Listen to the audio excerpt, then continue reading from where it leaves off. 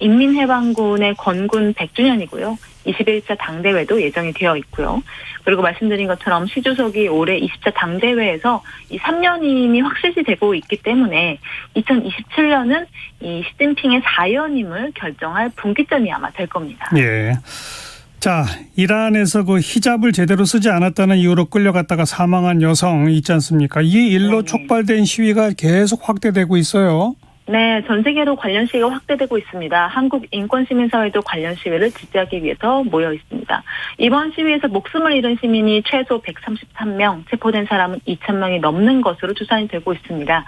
시위가 격해지다 보니까 프랑스는 자국민에게 철수령까지 내렸는데요. 프랑스 외무부는 국민들이 체포 위험과 임의 구금, 불공정 재판에 노출되어 있다면서 단순 여행객들도 같은 위험을 겪고 있다고 강조했습니다. 그리고 프랑스의 이번 철수령은 이란 정부가 현지에 억류된 프랑스인 2명의 자백을 받아냈다고 방송한 바로 다음 날 발표가 됐는데요. 일단 이들은 지난 5월에 반정부 시위를 선동했다는 혐의로 체포가 된 이후에 현재까지 풀려나지 못하고 있습니다. 또 캐나다의 경우에는 이란 정예군 혁명수비대 입국을 차단하는 방식으로 대이란 제재에 동참하고 있습니다. 그런데 이란 당국은 지금 뭐 엉뚱한 해명을 내놓고 있다면서요?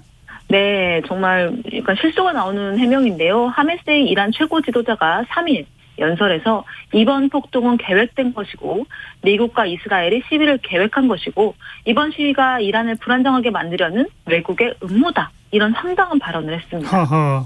또 시위에 참가했다가 숨진 16살 소녀가 있는데요. 이 16살 소녀의 시신을 현지 그 유가족이 고향에서 장례식을 준비하는 동안 현지 경찰이 훔쳐서 달아나는 사건도 발생을 했고요. 아이고. 그리고 어제는 이란 과학수사기구가 의문사한 20대 여성, 그러니까 이름이 마흐사 아미니죠. 이 마흐사 아미니의 사망이 부타로 인한 게 아니고 8살 때 받은 뇌종양 수술과 관련한 기저질환 때문이다. 이런 공식 발표를 내놨는데 사실 그동안 아미니의 가족은 이전에 이 아미니라는 여성이 질병을 갖고 있다는 것에 대해서 부인을 해왔었거든요. 그런데 이번 발표와 관련해서는 별도의 입장을 내지는 않고 있습니다. 설사 아미니가 이 기존에 가지고 있던 질병 그리고 기저질환으로 사망했다 할지라도 히잡을 제대로 쓰지 않았다는 이유로 경찰서에 끌려가거나 부당한 구타를 받은 사례는 너무너무나 많습니다. 그렇죠. 이란 내에서요. 그렇기 때문에 진상 규명과는 별개로 이란 정부를 규탄하는 시위는 당분간 이어질 것으로 보입니다. 네, 여기까지 합시다. 움직이는 세계 서울신문 송현석 기자였어요. 고맙습니다. 감사합니다.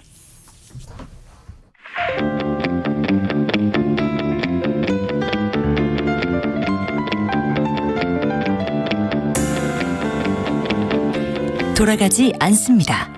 직진 본능 직설하고. 말 돌리지 않습니다. 할 말은 합니다. 직진 본능 직설하고. 인사이트 K의 배종찬 연구소장, 공론센터의 장성철 소장 두 분 오늘도 나오셨습니다. 어서 오십시오. 안녕하세요. 안녕하십니까. 배종찬입니다. 네. 자, 이번 주 이준석 전 대표가 제출한 가처분 신청이 기각되고 윤리위원회에서 추가 징계받고. 네. 우리 이준석 전 대표 얘기는 워낙 많이 해서 이따가 좀 하기로 하고요. 네. 지금 이제 정책적 쟁점으로 떠오른 것들이 한두 가지 있어서 그 얘기 좀 먼저 했으면 좋겠는데, 먼저 첫 번째는 감사원이 이 서해 공무원 피격 사건 관련해서 전직 대통령에게 서면 조사를 하겠다. 근데 그걸 이제 문 전 대통령 측에서 거부한 거 아니겠습니까? 네. 요게 하나의 이슈고, 그렇죠.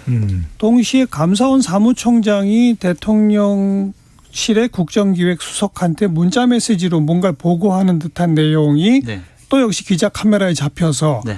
그럼 감사원과 대통령실이 이렇게 항상 같이 움직이는 거냐? 이건 또 하나의 이제 쟁점으로 떠올라 있지 않습니까? 네. 먼저 감사원이 이 전 대통령에게 서면 조사 요청한 걸 배 소장은 어떻게 보세요? 저는 결론부터 먼저 말씀드리면은 미흡했다. 이런 말씀을 드릴 수가 있는 것이 실제 이제 관련된 여론조사도 있는데 제가 이제 수치를 확인해서 소개를 해드릴 수는 있습니다만 대체적으로 대략. 부정적이다라고 보는 이유는 뭐냐면 이게 이제 정쟁으로 연결되고 있거든요. 게다가 문재인 전 대통령에 대해서 그러면 대통령의 통치행위에 대해서 어떤 답변을 요구하는지 그것도 불분명하고 그렇다면 결과적으로는 역대 대통령에게도 질문을 하고 사법 조사를 하는 경우들이 있습니다만 좀 더 그 부분이 분명해야 되겠죠. 그런데 불분명한 상황이고 또 국민들이 바라보는 시각에서도 이게 정쟁이 될 가능성이 높은 차원인데 그렇게 접근하는 것 자체가 저는 타당하지는 않다고 보고요. 또 하나는 이제 바로 이 감사원의 절차 과정에서의 파장이죠. 그러니까 사무처장이 대통령실과 그걸 좀 이따가 예, 얘기해 보고요. 그러니까 아무튼 그 서면 조사를 실시하려고 한 행위 자체가 좀 미흡했다라고 한마디로 말씀하셨는데 네. 장 소장은 할만했다라는 생각이 듭니다. 할만했다. 네, 국민의 생명과 안전을 보호를 하지 못한 당시의 대통령실, 청와대, 대통령 어떠한 보고를 받고 어떠한 지시를 했는지 당연히 국민이 알아야 한다라는 좀 생각이 있습니다. 절차상에 좀 미흡함이 있죠. 그런 것들이 조사를 하면 안 된다라는 명분으로 연결시키는 것은 좀 무리가 있어 보입니다. 그러니까 문재인 대통령의 반응도 상당히 좀 부적절하다라고 말씀드릴 수밖에 없습니다. 무례라고 하는 표현이 나왔다면서요? 네. 그러니까 예를 들면 절차를 좀 지켜서 저에게 의견 진술서를 보내달라라든지 아니면 난 이거에 답변하지 않겠다. 그런 공식적인 대응을 하면 됐을 텐데 무례라는 것은 국민들에게 감히 나를 조사해? 이런 인식을 줄 수가 있거든요. 대한민국은요. 대통령이 잘못하면 탄핵도 하고 감옥도 보내고 여러 가지 법적인 심판대에 세우는 분들인데 그냥 조사는 하겠다라는 거 가지고 무례하다라는 표현 쓴 거는요. 상당히 부적절한 발언이에요. 잠깐만 이 부분에 대해서는 제가 조금 추가 설명을 드려야 될 것 같아요. 그러니까 그 문재인 대통령이 감사원을 향해서 무례하다라는 공식 입장 발표를 한 게 아니에요.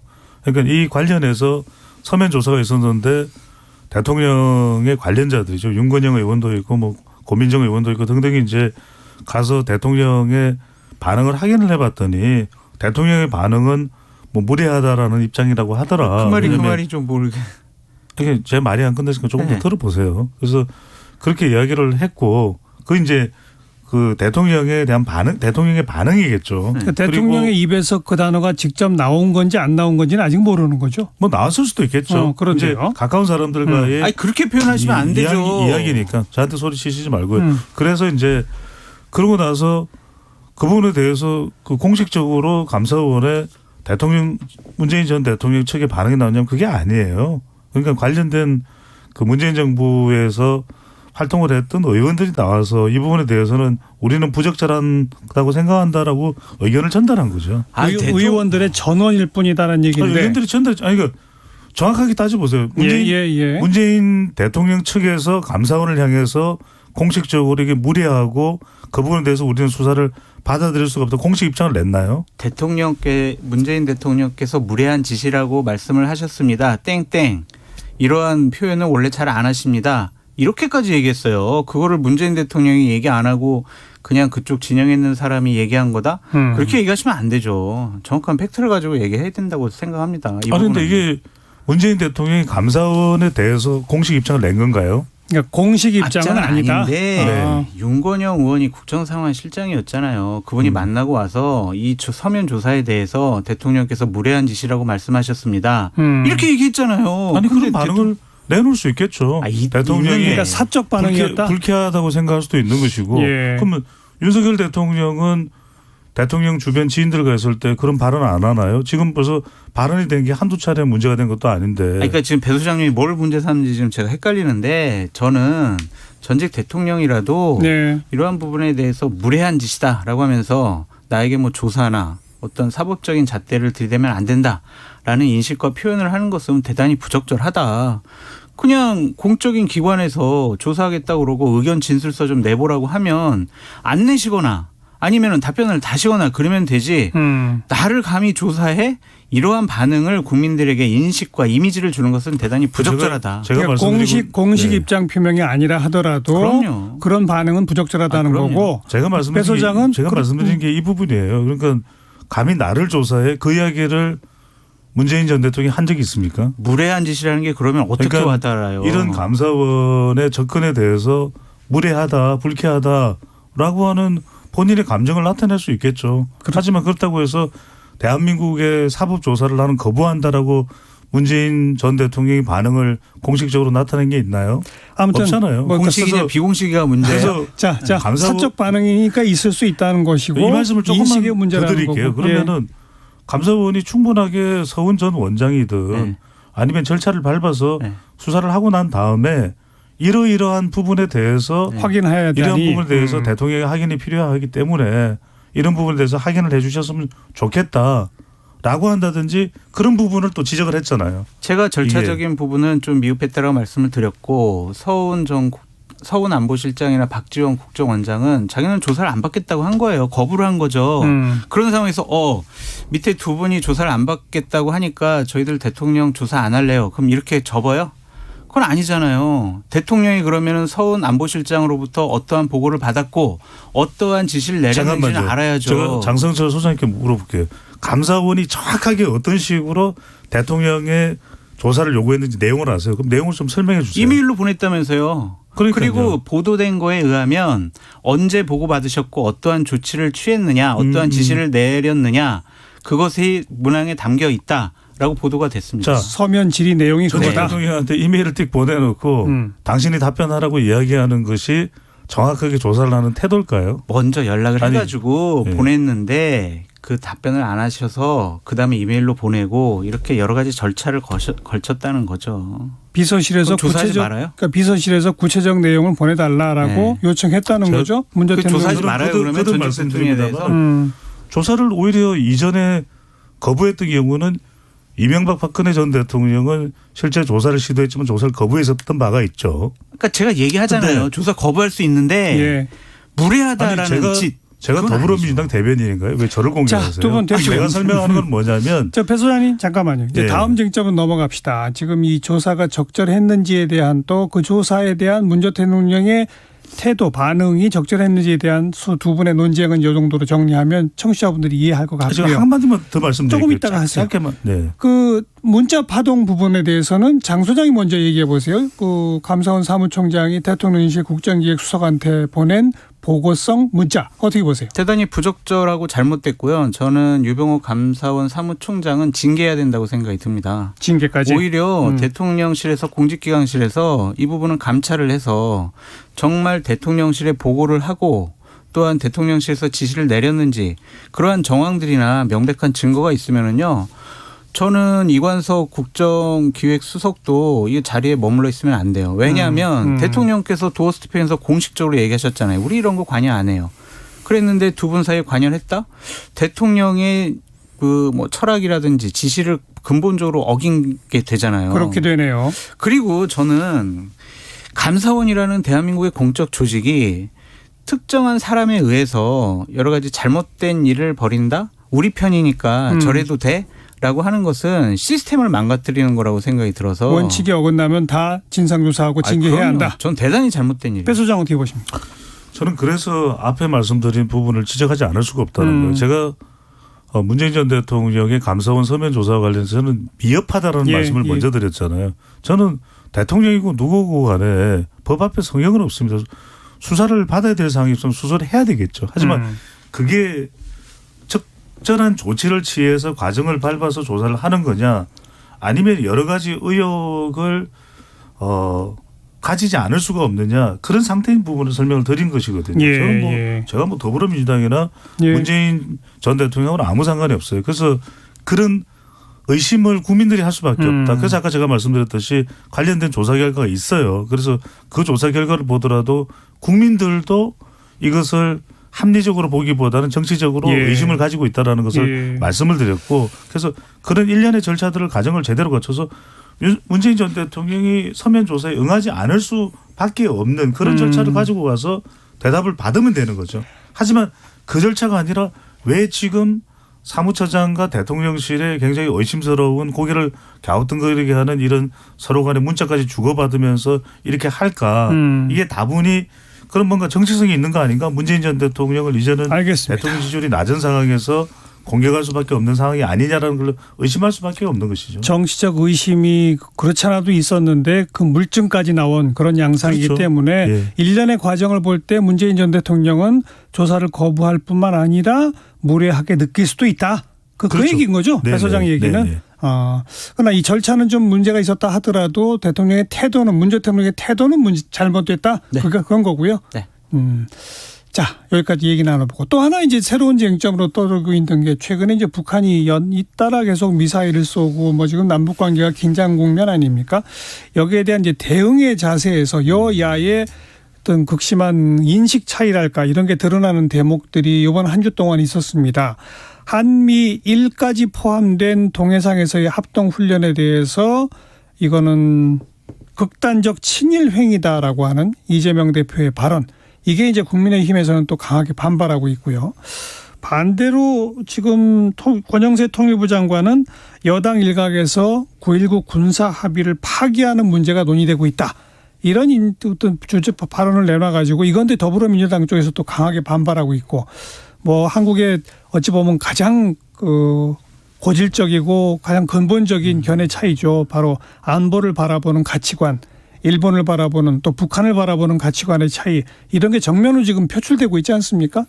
이 점은 배정찬 소장 어떻게 보세요? 우선적으로 말씀드리면은 더불어민주당에서 이것을 뭐 친일 행위다라고 몰아가는 것도 저는 적절치 않다고 봅니다. 안보라는 것은 굉장히 합리적으로 이성적으로 다뤄야 될 부분이지. 예. 그리고 이것을 일본까지 포함이 돼서 독도 인근 해상에서 하고 있다고 얘기를 했는데 정확하게는 독도로부터 이제 185km 떨어진 공해상에서 하고 있는 것이고 그렇다면 동해상에서 훈련을 안 할 수는 없는 거 아니겠습니까? 저는 그래서 이것을 너무 정치적으로 좀 이념화되거나 좀 진영화된 용어로서 표현을 하는 것은 적절치 못하다는 생각이 듭니다. 또 하나 중요한 것은 이럴 때 오히려 더 합리적인 지적을 하는 것이 바람직하겠죠. 어떤 지적이요? 왜 그러면은 지금 한미 관계가 중요하고 또 일본과의 관계 복원이 중요하지만 그럼 남북 관계는 안 중요하냐. 그렇죠. 남북 관계가 계속 지금 그걸 치닫고 있는 상태에서 문재인 정부의 담대한 구상 그 과연 어떤 구체적인 구상이냐. 윤석열 정부의. 그렇죠. 윤석열 정부의. 예. 네, 윤석열 정부의.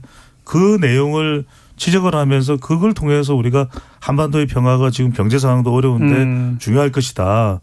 저는 그 부분을 따져 묻는 것이 알겠습니다. 더 효과적이라고 보는 극단적 거죠. 친일 네. 주장하는 대신에 그럼요. 윤 정부의 남북 관계에 대한 비전을 좀 더 구체적으로 내놔라 이렇게 해야 된다. 이게 불명확합니다. 그러니까 한미 관계가 중요한 거 모르는 사람 있습니까? 장 소장님 어떻게 보세요? 좀 뭐 의견 똑같고요. 거기다가 이재명 당대표가 북한에 대해서 좀 더 뭐라고 하셨으면 얼마나 좋았을까라는 좀 생각도 듭니다. 그리고 이 한미일 군사 합동훈련 같은 경우에는요. 문재인 정권 시절에 2017년도 10월 달에 필리핀에서 한미일 국방부 장관들이 합의한 사항이에요. 문재인 정권에서 합의한 사항을 갖고 지금 윤석열 정권에서 군사 훈련을 하면 이것은 친일이에요. 이것은 좀 말이 안 맞는 것 같아요. 근데 그 상당히 좀 문재인 정부 때 합의한 이후에 실제로 물론 공해상이긴 하지만 독도에서 멀리 떨어지지 않은 그 지역에서 한미일 훈련이 이루어진 적이 있었나요? 그건 좀 확인이 필요한 대목이죠. 그동안에 그거는 없었어요. 예, 없었는데 예. 지금 그 합의를 기반으로 해서 지금 훈련을 하고 있는 거잖아요. 그럼 문재인 대통령은 이런 군사 합의를 잘못했어요라고 먼저 지적을 해야 되지 않을까라는 좀 그런 생각이 들고. 이 말씀해 주셨죠. 그리고 이제 9.19 군사 합의 같은 경우에는 저는 이미 무의미해졌다라고 보여져요. 왜냐하면은 2018년도에 9월 19일 날 이 군사 합의가 나왔을 때 김정은이 뭐라고 그렇게 얘기를 했었냐면 조선 반도를 핵 위협 없는 평화의 땅으로 만들기 위해 적극 노력하기로 확약했다라고 했어요. 맞아요. 그 이후에요. 북한의 핵무기는 고도화됐고요. 미사일 정밀화됐어요. 그리고 계속 미사일 실험하잖아요. 이게 한반도 평화를 위한 북한의 여러 가지 행태인가요? 이미 저는 무의미해졌다. 무의미해졌으니 우리가 그냥 공식적으로 파기해버리는 게 옳다? 그거는 좀 더 신중하게 생각해야 될 부분이 있어요. 그 그러니까 중요한 대목이죠. 네, 무의미해졌는데 이 부분을 만약에 북한이 핵실험을 하게 되면 정말 완전히 상징적으로 북한이 파기한 거 아니겠습니까? 그렇게 되면은 우리가 뭐 먼저 파기하든 안 하든 뭐 선후관계가 중요한 게 아니라 이미 이 조약 그 공동선언 같은 경우에는 한반도 평화를 달성하기 위한 남북 간의 공동선언으로서의 의미가 없어져 버렸다. 그래서 파기라는 공식적인 것보다 우리나라가 좀 더 대한민국 안보를 위해서 한미일 군사 동맹이라든지 아니면은 여러 가지 군사 훈련 같은 경우에 강화할 필요가 있지 않을까 싶어요. 그 남북 관계 핵심은 그거죠. 전쟁이냐 평화냐. 그렇다고 해서 우리가 마냥 북한의 요구를 무작정 들어주는 평화도 되어서는 안 되겠죠. 특히 이제 북한과의 관계에서 제일 핵심은 핵입니다. 그러니까 비핵화가 되면 좋은데 북한은 또 북한의 생존을 위해서 비핵화를 못하는 상황이고 과연 어느 지점에서 우리가 이 한반도의 지정학적 평화를 유지하느냐가 사실은 핵심 아니겠습니까? 그렇다고 해서 북한이 제거하지도 않는 비핵화를 계속 이야기한다고 해서 우리 요구가 우리의 숙제가 해결될 것도 아니고 그렇다고 해서 우리가 전쟁 대비를 한다고 해서 이 문제가 해결될 것도 아니고 저는 이미 우리 정부 쪽에서 그런 이야기가 나오고 있습니다. 북한이 핵실험을 하면 9.19 군사합의는 무력화되는 거다. 근데 이 이야기보다는 아까 그 이야기를 저는 오히려 더 핵심적으로 해야 될 것 같은데 이재명 대표나 민주당 쪽에서 친일 이야기가 나온 것이 저는 용어 사용은 적절치 않다고 봅니다. 하지만 그것이 담고 있는 의미는 이번 한미일 합동훈련보다도 일본이 일단 이 독도와 관련된 부분에 대한 야욕도 내려놓지 않고 있고 또 하나는 우리가 일본의 경우에도 계속해서 우리 감정을 건드리는 게 뭐냐면 관함식을 할 때 우길기를 달고 나와요. 이번에 훈련에도. 그런 부분은 우리가 용납해서는 안 되는 부분인 거죠. 왜 가해자와 피해자의 구분은 분명해야 되는 거 아니겠습니까?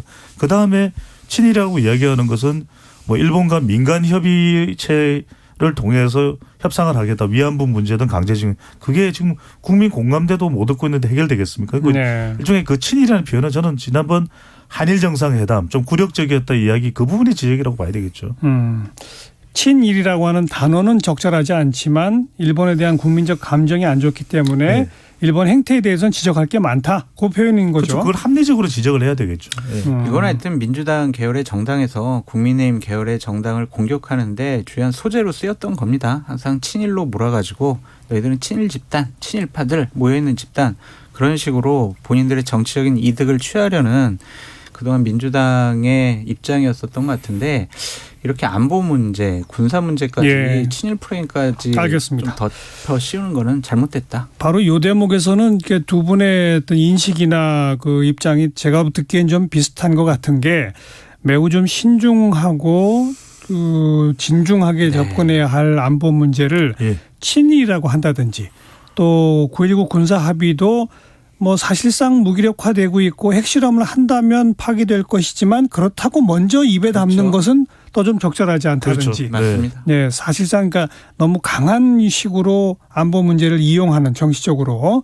그런 식의 정치적 발언이나 태도는 적절치 못하다. 네. 이 점은 두 분이 인식이 비슷한 것 같네요. 외교에 있어서 중요한 건 어쨌든 저희들은 힘이 없는 나라기도 하니까 전략적인 모호성을 계속 유지하는 것은 중요해 보인다라고 보여집니다. 그게 더 신중한 자세다. 그 말이죠. 그 신중한 자세 범위 내에는 한미 관계 또 한일 관계 복원도 중요하지만 남북 관계를 어떻게 할지가 그냥 담대한 구상 던져놓는다고 해결은 안 되는 것이거든요. 그것도 어떤 식으로 해결할지에 대한 구체적인 접근, 알겠습니다. 물밑 접근이든 필요한 거죠. 그러니까 어제도 제가 그런 표현 썼습니다만 이렇게 정치적 표현과 뭐 그것에 대한 상호 공방으로 지셀 것이 아니라 지금 한반도 정세가 좀 상당 기간 앞으로 장기간 경색될 걸로 보이잖아요. 그럼요. 그럼 이걸 어떤 식으로 한미, 한일 그리고 남북 관계에서 풀어나갈 것인지에 대한 좀 더 전략적 대화가 필요하다. 우리 내부에서도 그럼요. 그런 지적해드리고 싶고요. 직진본능 직설하고 듣고 계시고요. 1시 37분 좀 지났네요. 교통정보 잠깐 전해드릴게요. 임초희 씨. 네, 이 시각 교통정보입니다. 정오를 넘어 고속도로는 귀경 차량들이 많아지고 있습니다. 경부고속도로 서울 쪽은 옥산 부근에서 목천 쪽으로 긴 구간 정체 이어지고요. 더 가서는 안성 부근에서 남사진이 다시 달래내에서 반포 쪽으로 밀립니다. 중부고속도로 하남 쪽은 서청주 부근에서만 두 건의 사고가 있어 혼잡합니다. 일대 많이 막히고요. 이후 사고가 있었던 대소분기점에서 정체 남아있고요. 남이천에서 모가, 중부 3터널에서 1터널 쪽으로 교통량 점차 늘고 있습니다. 영동고속도로 인천 방향은 진부 2터널 1차로에서 사고가 발생했습니다. 조심해서 지나시고요. 이후 여주 부근 그리고 양지 부근에서 밀리고 월고대에서는 짧게 정체입니다. 서울 양양고속도로 서울 쪽은 설악 부근에서 화도까지 20km 구간 막히고요. 수도권 제1순환고속도로 고리에서 판교 쪽은 남양주부터 상일 부근 막히고요. 판교 부근 5차로에서는 승용차 관련 사고를 처리 중입니다. KBS 교통정보센터에서 임초희였습니다.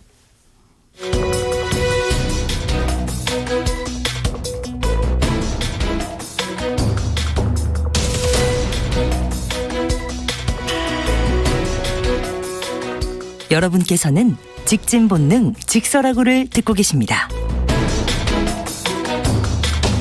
정관용의 시사본부 일요일 2부 직진본능 직설하고 인사이트 K 배종찬 연구소장, 공론센터 장성철 소장 두 분과 함께하고 있습니다. 자, 이준석 전 대표 앞으로 어떤 정치를 할까요? 조직화하겠답니다. 조직화. 그러니까 당내 조직화. 예, 당원들을 좀 더 조직화하려고 하는 것 같아요. 제가 이제 좀 연락을 취해봤거든요. 그랬더니 본인은 앞으로도 조직을 좀 더 강화하겠다. 그래서 당을 떠나서 보수 우파 진영을 떠나서 물론 쫓겨는 났지만 그렇게 하지는 않을 것 같아요. 그래서 일단은 진지전을 구축을 해서 예. 다음번 전당대회 때 본인의 좀 영향력을 좀 발휘하고 싶어하는 것 같습니다. 바로 다가오는 전당대회에서 그렇죠. 그러니까 본인이 출마하는 게 아니라 출마를 못 하잖아요. 이제 본인이 이제 밀고 싶은 그 밀고 싶은 사람이 당대표나. 유승민 전 대표밖에 더 있습니다. 모르겠어요. 아직. 당대표나 최고위원들 같은 경우에 당선을 위해서 노력하지 않을까 싶어요. 저는 불가능한 일이라고 봅니다. 이제 장승 소장님과 저하고 이제 분석이 다를 수 있는데 저는 계속해서 우리 시간을 통해서 정관용 앵커께서 저한테 너무 미래로 간다. 좀 자제해서 이렇게 신당 얘기요? 예, 얘기해서는 저는 제3당의 길밖에 없다고 봅니다. 왜냐하면 저는 일찌감치 생각했던 게 국민의힘에서는 이준석 전 대표의 공간이 생기기가 어렵게 된 거예요. 이제 이 결정이 내려지면서. 그래도 당원이 그 사이에 많이 늘었다면서요. 저는 근데 그게 힘이 안 될까요? 그 당원들이 지금 국민의힘 내부를 뒤엎을 정도의 화력이냐?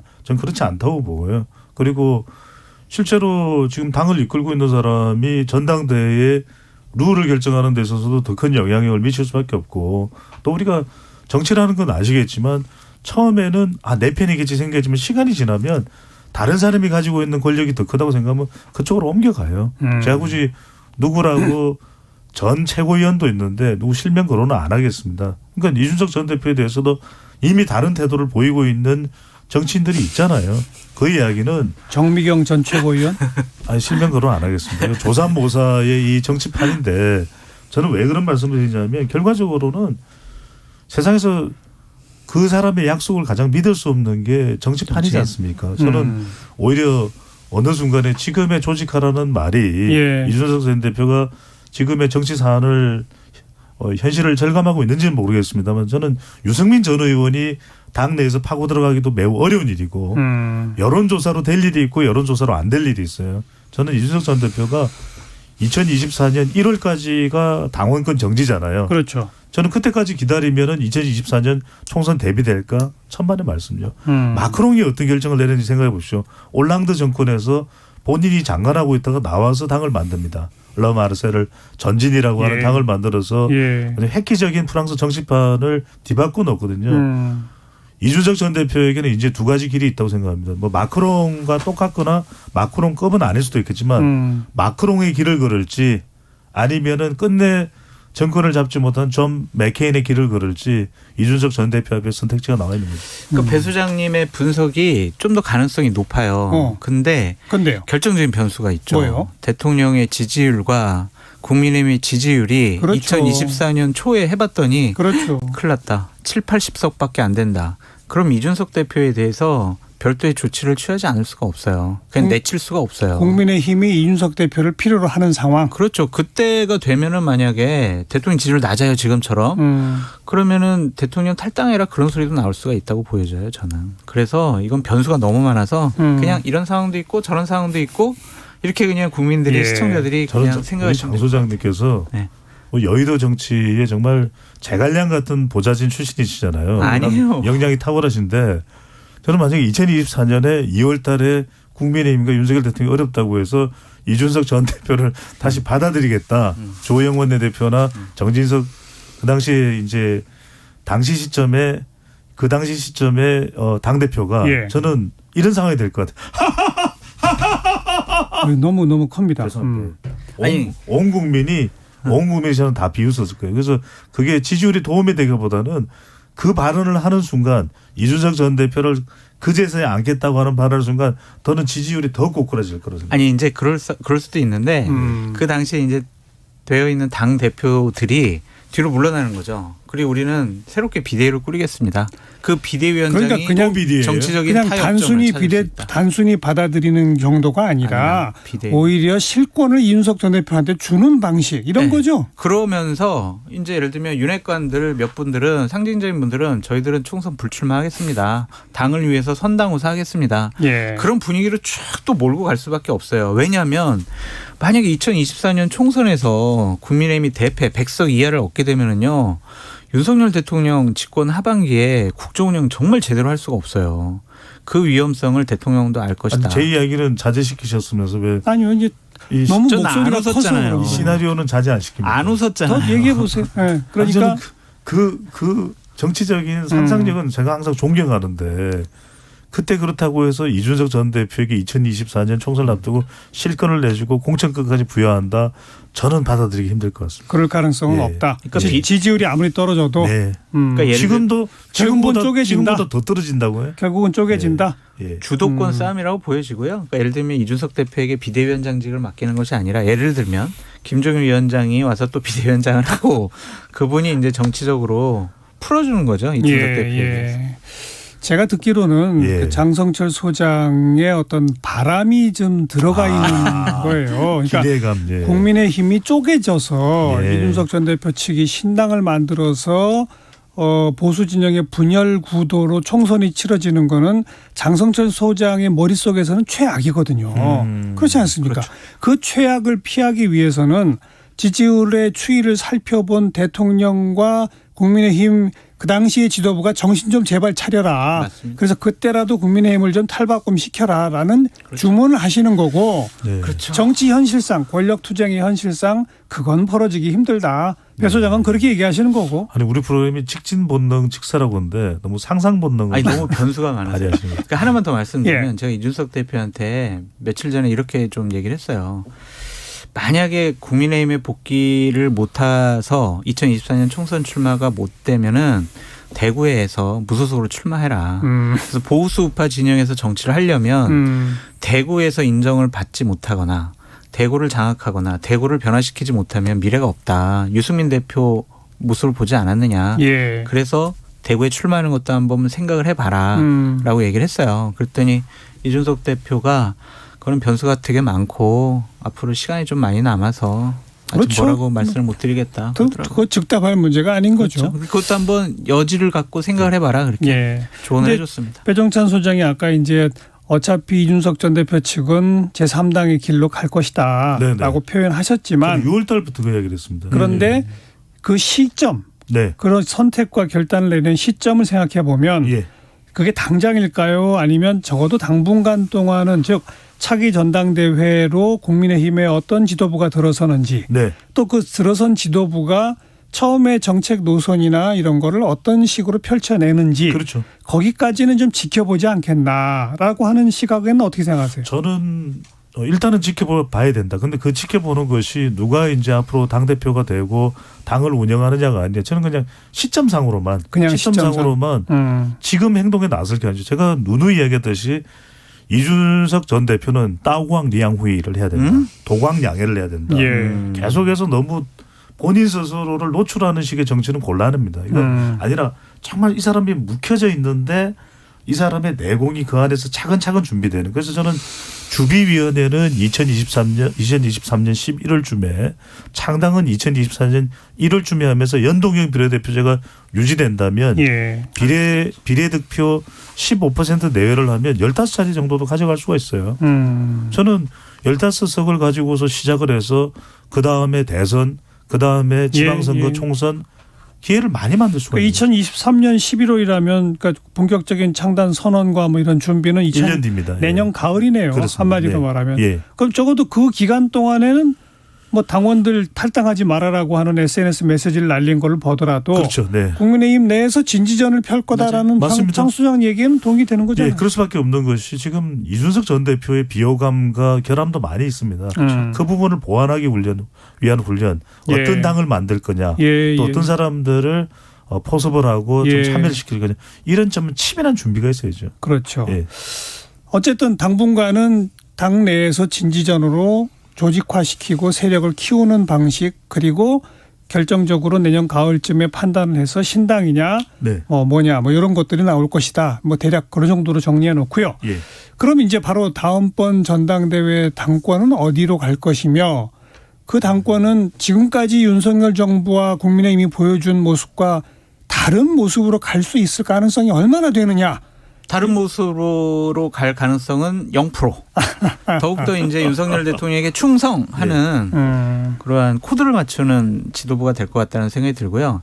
전당대회 열리는 시점에 따라서 후보군이 달라질 것 같아요. 그러니까 내년 2월 달까지 하는 것과 예. 내년 4월 달이나 5월 달에 하는 것은 좀 다르다고 보여져요. 그게 왜 그렇게 중요해요? 왜냐면은 지금 예를 들면 여론조사를 해보면 나경원, 안철수, 뭐 김기현, 권성동, 그 유승민 의원은 따로 떼놓고 생각을 하고요. 이분들이 지금 뭐 주요한 당대표 예, 후보군으로 지금 조사되고 있잖아요. 예. 그런데 대통령실에서 봤을 때는 썩 자기네 편이 아닌 것 같거든요. 전부 다. 못 믿을 수도 있고 아니 그러니까 김기현, 권성동은 너무 여론조사가 안 나오고 지금 1, 2위는 나경원, 안철수인데 예. 유승민까지 해야죠. 유승민 대표는 완전히 못 믿으니까 적으로 생각을 하니까 빼놓고 예. 그러면은 다른 후보들이 없을까? 근데 만약에 11월부터 시작해서 1월달, 2월달에 끝나면 그냥 여기서 될 수밖에 없는데 그럼 4월, 5월이 되면 4월, 5월이 되면은 달라지죠. 자, 좀 한동훈 카드를 생각하는 거예요? 한동훈은 조금 너무 과한 것 같고요. 원희룡, 권영세 이 정도 대통령과 좀 신뢰관계가 있고 믿을 수 있고 우리 사람이라고 생각하는 사람들이 이제 한 10개월 정도 일을 했고 성과 나타내면 본인들도 이제 당으로 복귀해야 된다고 생각을 할 것 같아요. 그래서 만약 4월 달쯤 열리게 되면 후보군들이 확 늘어날 수가 있다. 저는 후보군 늘어나더라도 뭐 장 소장님 너무 잘 분석해 주셨는데 그냥 성격은 두 가지다. 하나는 윤핵관이냐 윤핵관 대리인이냐. 그래서 뭐 비윤이나 또 유승민 전 의원이 비집고 들어갈 틈은 없고 많지 않다. 왜냐하면 유승민 전 의원이 지지율이 높게 당대표 여론조사 나오지만 그건 어디까지나 역선택 더불어민주당이나 또 진보층에서의 지지율이거든요. 그렇다면 국민의힘과 또 당원 국민의힘 지지층과 당원 또 대통령의 의중이라면 저는 대리인 쪽으로 간다면은 안철수 의원 대리인이 아니라 윤핵관 쪽으로 간다면 말씀하셨던 대로 저는 권영세 왜냐하면은 대선을 승리로 이끄는데 톡톡히 역할을 했기 때문이고 또는 정진석 전 비대위원장이 무난하게 비대위를 이끌면 그냥 그대로 가. 뭐가 문제야. 정진석 덤지 가잖아. 그리고 비대위도 지금 효력 정지 가처분 기각됐잖아.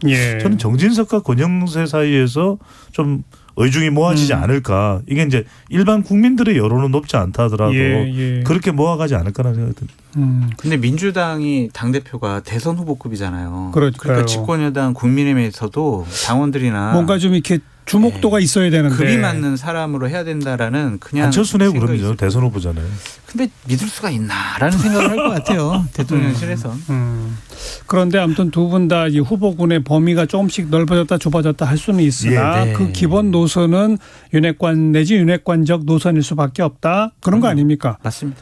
그러면 새 전당대회를 거친 이후 국민의힘이 전국의 주도권을 장악하고 국민 인지도와 지지도를 끌어올리고 이 가능성은 별로 없다고 보네요. 저 동의합니다. 저는 근데 이러한 모습이 강화될 것 같아요. 어떤 식의 지지율을 판단하는지가 중요하다고 보죠. 그러니까 중도층이나 MZ세대를 흡수하는 그 지지율의 외연확대를 저는 더불어민주당도 생각하기 어렵다. 그렇다면 결국 윤석열 정부가 생각하는 것은 빨리 이준석 전 대표 문제 수습하고 우리가 하고자 했던 거 가자. 그게 뭐냐? 수사죠. 수사. 철저한 수사를 통해서 그다음에 검찰 이 검수완박 부분을 알겠어요. 철저한 수사와 뭐 감사 등등으로 과거 문정권 시절의 비리나 문제점 또 이재명 대표의 문제점 이런 것들이 계속 터져 나오면 결국은 양쪽 다 중도층은 못 잡고 그냥 각자 자기 세력을 기반으로 총선 한번 붙어보자 이거로군요. 민주당 진영을 초토화시키는 게 그게 지금 목표 같아요. 그렇죠. 네.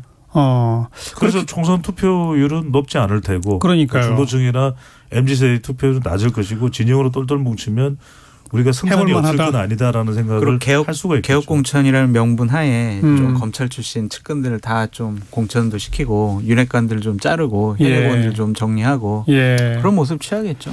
자, 그런데 동시에 더불어민주당은 그런 초토화시키려고 하는 수사와 감사 뭐 등등의 이 예봉을 어떤 식으로 피하면서 당의 지지도를 끌어올려야 되는지 그게 이제 과제가 되겠군요. 그래서 저는 오성운동 정당처럼 가야 된다. 이태리에 민생을 명확하게 이야기를 하면서 정말 이탈리아의 기득권 혁파 쪽으로 접근하면서 지지율을 많이 끌어올렸거든요. 저는 그쪽으로 가면서 공천 시스템을 획기적으로 개선해야 된다. 자, 뭐 이준석 전 대표 가처분 등등 뭐 몇 개월 끌어온 그 과정에 일단락되니까 앞으로 총선까지 전국이 조금씩 보이는 것 같은 네. 그런 상황입니다.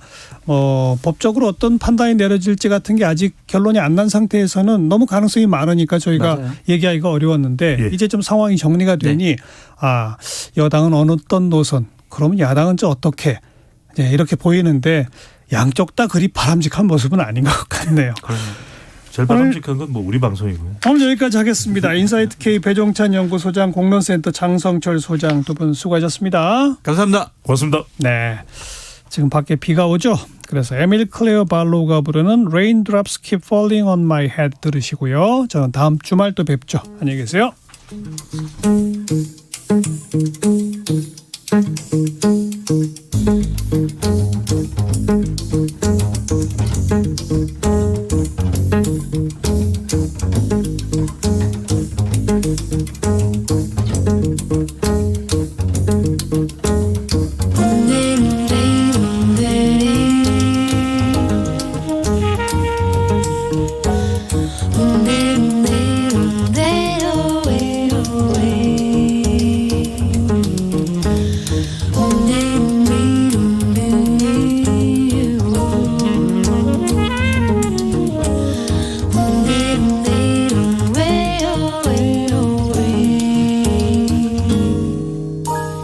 Raindrops keep falling on my head, and just like the guy whose feet are too big for his bed, nothing seems to fit.